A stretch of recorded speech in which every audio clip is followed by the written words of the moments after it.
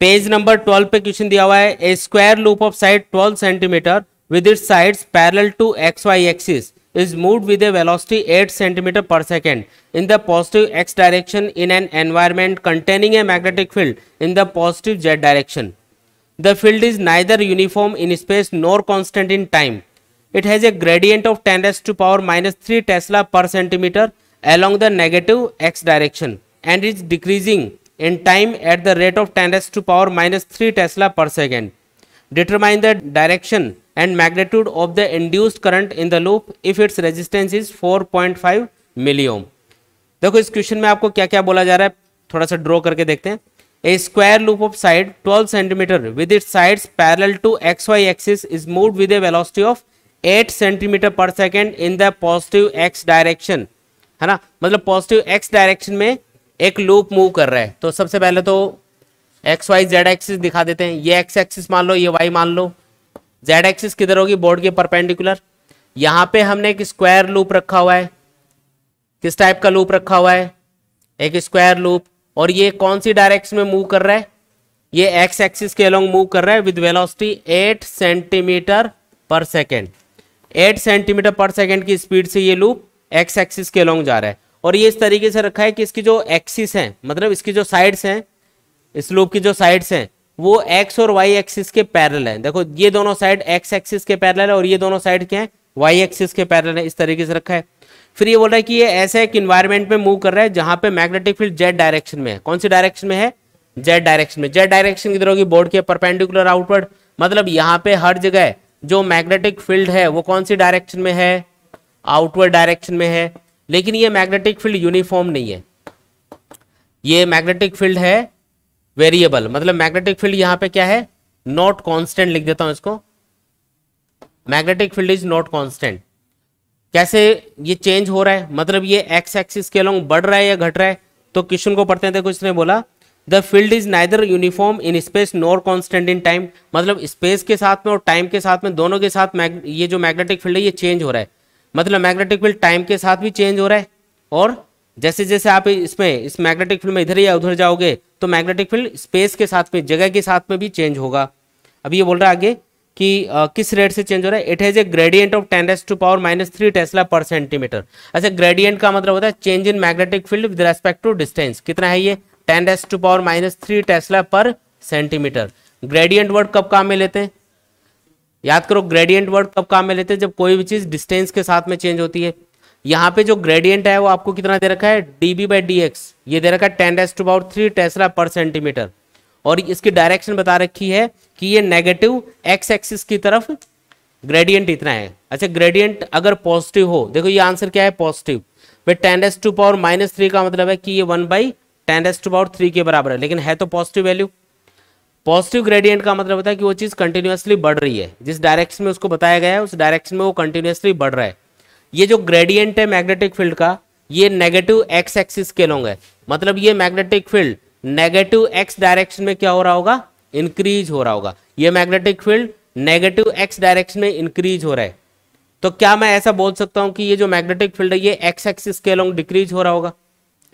इसने आपको ग्रेडियंट दिया है कि मैग्नेटिक फील्ड इस रेट से चेंज हो रहा है नेगेटिव एक्स डायरेक्शन में, मतलब वो बढ़ता जा रहा है कंटिन्यूअसली. ग्रेडियंट के पॉजिटिव होने का मतलब है change in magnetic field is positive, मतलब फाइनल वैल्यू ज्यादा होगी इनिशियल वैल्यू से. जैसे जैसे आप माइनस एक्स एक्सिस की तरफ मूव करोगे मैग्नेटिक फील्ड बढ़ता जाएगा, तो फाइनल वैल्यू जो होगी वो इनिशियल वैल्यू से क्या होगी, ज्यादा होगी. तभी तो ग्रेडियंट पॉजिटिव आएगा, क्योंकि चेंज जब भी मेजर किया जाता है तो हमेशा फाइनल वैल्यू में से इनिशियल वैल्यू माइनस करते हैं. तो यहाँ पे नेगेटिव एक्स डायरेक्शन में क्या चीज इंक्रीज हो रही है, मैग्नेटिक फील्ड इंक्रीज हो रहा है. तो क्या मैं उल्टा बोल सकता हूँ कि एक्स एक्सिस के अलोंग मैग्नेटिक फील्ड कंटिन्यूअसली घटता जा रहा होगा. भाई इधर अगर बढ़ेगा तो इधर घट रहा होगा. मतलब जिस डायरेक्शन में ये लूप मूव कर रहा है, इस जगह पे जिस डायरेक्शन में ये लूप मूव कर रहा है, क्या उस जगह पे इसको जो मैग्नेटिक फील्ड मिल रहा है वो स्पेस के साथ में कंटिन्यूअसली कम होता जा रहा है. तो चीज समझ में आएगी ना. यहाँ पे लूप से पास होने वाला मैग्नेटिक फील्ड बढ़ रहा है या घट रहा है, घट रहा है. जैसे जैसे ये इधर जाएगा मैग्नेटिक फील्ड घटेगा. पहली चीज समझ में आएगी ना. और मैग्नेटिक फील्ड घटेगा तो मैग्नेटिक फ्लक्स चेंज होगा, ईएमएफ इंड्यूस होगा. अब इसने एक और चीज बताई है यहाँ पे. इसने बोला it is decreasing eight in time at the rate of 10 raised to power -3 tesla पर सेकेंड. इसका मतलब मैग्नेटिक फील्ड टाइम के साथ में भी डिक्रीज हो रहा है. मतलब आपको मैग्नेटिक फील्ड के चेंज होने की रेट दे रखी है विद रेस्पेक्ट टू टाइम, ये कितना डिक्रीज हो रहा है, तो 10⁻³ टेस्ला पर सेकेंड, इस रेट से मैग्नेटिक फील्ड कंटिन्यूसली डिक्रीज हो रहा है। मतलब यहाँ पे जो मैग्नेटिक फील्ड है वो कंटिन्यूसली वीक होता जा रहा है, ये जो भी मैग्नेटिक फील्ड है ना ये धीरे धीरे धीरे धीरे कम होता जा रहा है और इस रेट से ये डिक्रीज हो रहा है। 10⁻³ टेस्ला मैग्नेटिक फील्ड कम हो जाता है पर सेकेंड, हर सेकेंड मैग्नेटिक फील्ड इतना इतना कम होता जा रहा है। ठीक है, तो ये आपको दे रखी है rate of change of magnetic flux, magnetic field. पूछ रहा है determine the direction and magnitude of the induced EMF, induced current in the loop if its resistance is 4.5 मिली ओम। इसका रेजिस्टेंस कितना दे रखा है, 4.5 मिली ओम दे रखा है। ठीक है, मिली मतलब 10⁻⁻3, मिली का मतलब क्या होता है 10⁻⁻3, तो रेजिस्टेंस काफी छोटा है।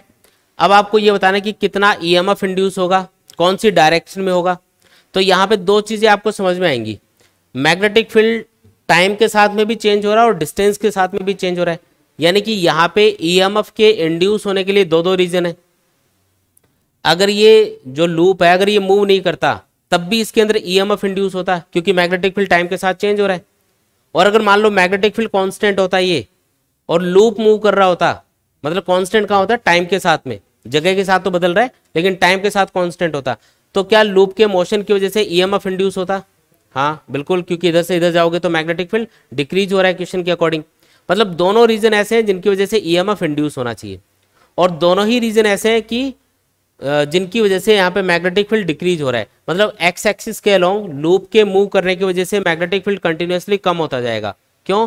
क्योंकि जिस डायरेक्शन में ये चल रहा है उस डायरेक्शन में आगे आगे और आगे मैग्नेटिक फील्ड घट रहा है, तो इसको जो मैग्नेटिक फील्ड मिलेगा वो कंटिन्यूसली घटता हुआ मैग्नेटिक फील्ड मिलेगा और टाइम के साथ में भी मैग्नेटिक फील्ड घटता जा रहा है। इसका मतलब इसको जो मैग्नेटिक फील्ड मिल रहा है वो टाइम के साथ में भी घटता जा रहा है, मतलब दोनों ही तरीके से घट रहा है। अगर मैग्नेटिक फील्ड घट रहा है तो इस लूप को इस तरीके से करंट इंड्यूस करना है कि वो इस मैग्नेटिक फील्ड के घटने का, कम होने का, डिक्रीज होने का अपोजिशन करे। और कैसे अपोजिशन करेगा बताओ? इस लूप को इस तरीके से करंट इंड्यूस करना है ताकि जिस डायरेक्शन में ये मैग्नेटिक फील्ड है उसी डायरेक्शन में लूप भी मैग्नेटिक फील्ड प्रोड्यूस करे, तभी तो घटने का अपोजिशन होगा। उसको बढ़ाने की कोशिश करेगा ही, क्योंकि मैग्नेटिक फील्ड घट रहा है तो ये लूप क्या करेगा, उस मैग्नेटिक फील्ड को इंक्रीज करने के लिए सेम डायरेक्शन में मैग्नेटिक फील्ड प्रोड्यूस करेगा। मतलब लूप को मैग्नेटिक फील्ड प्रोड्यूस करना है outward, outward magnetic field produce करना है। तो आउटवर्ड मैग्नेटिक फील्ड प्रोड्यूस करने के लिए लूप में करंट की डायरेक्शन क्या होनी चाहिए? तो राइट हैंड रूल के अकॉर्डिंग करंट की डायरेक्शन होनी चाहिए एंटी क्लॉकवाइज। तो बताओ करंट की डायरेक्शन क्या रहेगी इसमें? Anti clockwise. पहली चीज समझ में आ गई क्या भाई? करंट के इंड्यूस होने की जो डायरेक्शन होगी, करंट कौन सी डायरेक्शन में इंड्यूस हो रहा होगा? Anti clockwise. बताओ क्यों? क्योंकि जो करंट है, जो इंड्यूस करंट है, उसको मैग्नेटिक फील्ड के घटने का अपोजिशन करना है। और घटने का अपोजिशन कैसे होता है? उसको इंक्रीज करके। इंक्रीज करने के लिए लूप भी सेम डायरेक्शन में मैग्नेटिक फील्ड प्रोड्यूस करेगा और सेम डायरेक्शन यानी आउटवर्ड मैग्नेटिक फील्ड प्रोड्यूस करने के लिए करंट किधर फ्लो होना चाहिए? इसमें एंटी क्लॉकवाइज, तभी तो मैग्नेटिक फील्ड आउटवर्ड प्रोड्यूस होगा। लूप का जो मैग्नेटिक फील्ड है वो आउटवर्ड डायरेक्शन में कब आएगा? जब करंट एंटी क्लॉकवाइज होगा। इतनी बात क्लियर है क्या? आगे बढ़े। अब इंड्यूस्ड ईएमएफ का मैग्नीट्यूड बताओ। तो इंड्यूस्ड ईएमएफ का फॉर्मूला क्या होता है? E equals to minus d phi by D t. याद है क्या formula? E equals to minus d phi by D t. Phi को क्या लिख सकते हो? बी डॉट ए, जिसको हम बी ए कॉस थीटा भी लिख सकते हैं। अच्छा थीटा चेक करके बताओ कितना होगा यहाँ पे। बी डॉट ए का मतलब क्या है? बी ए कॉस थीटा। ठीक है, थीटा कितना होगा? थीटा किसके बीच का एंगल होता है? मैग्नेटिक फील्ड और एरिया वेक्टर के बीच का एंगल।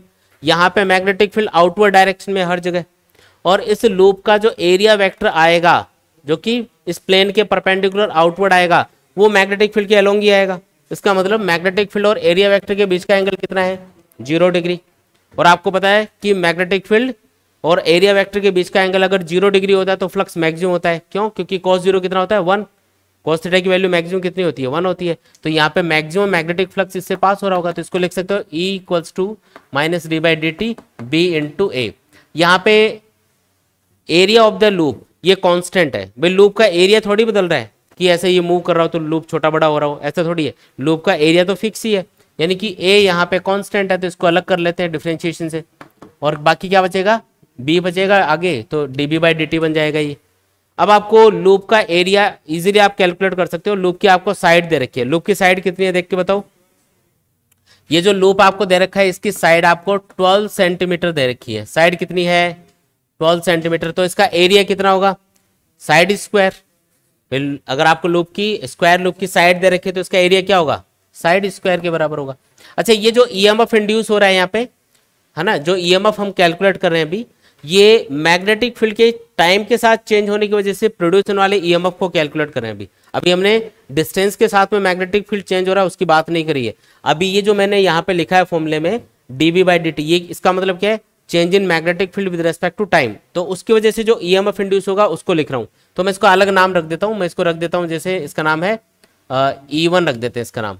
तो E1 कितना आएगा माइनस, और ए की वैल्यू क्या होगी तो साइड स्क्वायर, लूप का जो साइड है वो आपको दे रखा है 12 सेंटीमीटर। 12 सेंटीमीटर को क्या लिख सकते हो 12 इंटू 10⁻⁻2 मीटर में, और इसका स्क्वायर करोगे तो क्या आ जाएगा area of the loop side square है ना। और डीबी बाई डी टी कितना दे रखा है तो बताओ मैग्नेटिक फील्ड टाइम के साथ किस रेट से चेंज हो रहा है 10⁻³ टेस्ला पर सेकेंड, तो ये आएगा 10⁻³ बताओ E1 की वैल्यू क्या आएगी तो ये आएगा 144 इंटू 10⁻, क्या आएगा ये -4 -7 आएगा क्या माइनस में। अच्छा ये माइनस सिंबल क्या बता रहा है लेंस लॉ के अकॉर्डिंग इंड्यूस्ड करंट के इंड्यूस्ड ईएमएफ की डायरेक्शन बता रहा है।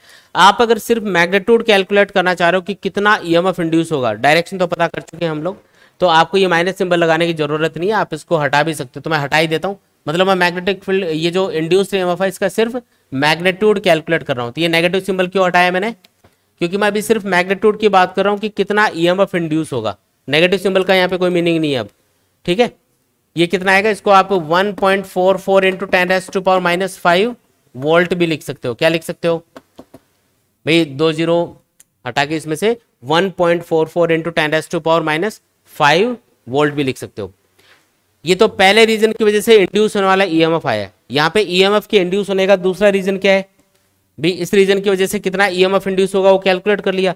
इस रीजन की वजह से भी तो ईएमएफ इंड्यूस होगा क्योंकि मैग्नेटिक फील्ड स्पेस के साथ चेंज हो रहा है। तो इसको कैसे कैलकुलेट करेंगे, तो इसी फॉर्मूले पे वापस आयो, ये वाला जो फॉर्मूला इसी को यूज कर लेते हैं। इंड्यूस्ड ईएमएफ का फॉर्मूला क्या है D by D T B into A है ना, उसको सॉल्व करके हमने लिखा था अभी A into D B by D T. मैं इसको ले रहा हूँ, मुझे इस बार सेकेंड ईएमएफ कैलकुलेट करना है A2, और मैंने ये वाला फॉर्मूला लिखा है यहाँ पे A into D B by D T, ठीक है। लेकिन इस पर तो डी एक्स कहीं आ ही नहीं रहा है, लेकिन आपको दिया हुआ क्या है d B by d x.